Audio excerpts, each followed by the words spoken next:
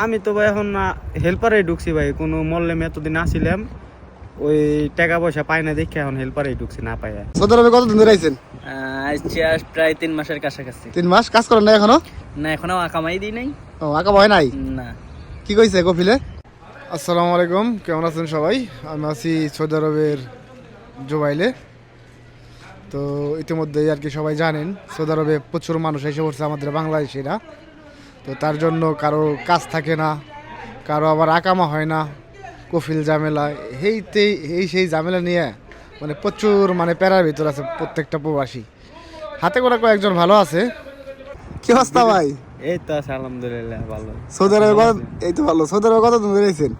এই 13 বছর একটু কম হইব। 13 বছর কাজ করেন না?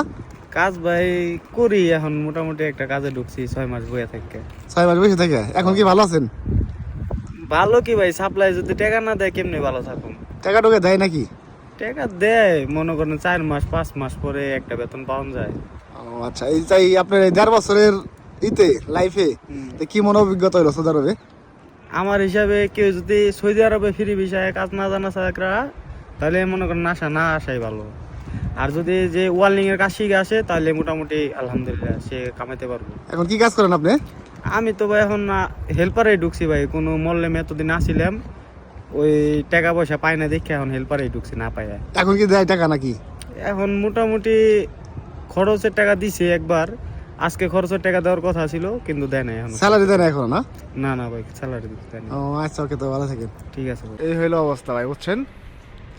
কেউ আর কি কাজ করলে 6 মাস বসে থাকে, 2 মাস কাজ করে আবার 2 মাস কাজ করলে সেই স্যালারি পাইতে পাইতে লেট হয়ে যায়, স্যালারি পাই 5 মাস পরে যায়। এইভাবে আর কি চলতেছে সৌদি আরবের আর কি জীবন।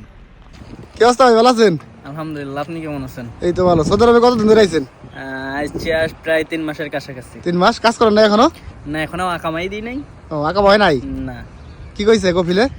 বলছে সামনের সপ্তাহে বলতে বলতে এখনো হয় নাই আর কি। ফ্রি ভিসায় আসছিলাম, এখনো হয় নাই আকামা। ও আচ্ছা, কাজটা শিখাইছেন নাকি? না না, কোনো কাজ শিখে আসি নাই। তাহলে কি কাজ করবেন? এই দেখি হেল্পারে ঢোকা যায় নাকি। তাহলে তো ভয়াবহ অবস্থা, কাজ না আসলে তো কাজ পাইতে কষ্ট। জি জি জি। এখন সৌদি আরবে এসে দেখতেছেন না কি অবস্থা, হালচাল।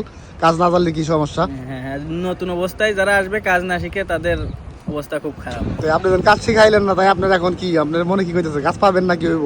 ইনশাল্লাহ আকামা হয়ে গেলে হেল্পারের ভিতর ঢোকার চিন্তা ভাবনা আছে। তো সবচাইতে বড় সমস্যা হইলো এই আকামা নিয়ে। আকামাটা হইলো মানে সৌদি আরবের মেন। সেই আকামাই দেখা যাইতেছে মাঝে মাঝে এক্সপায়ার হয়ে যায়, কফিলে বানাই যায় না, দিতে লেট করে।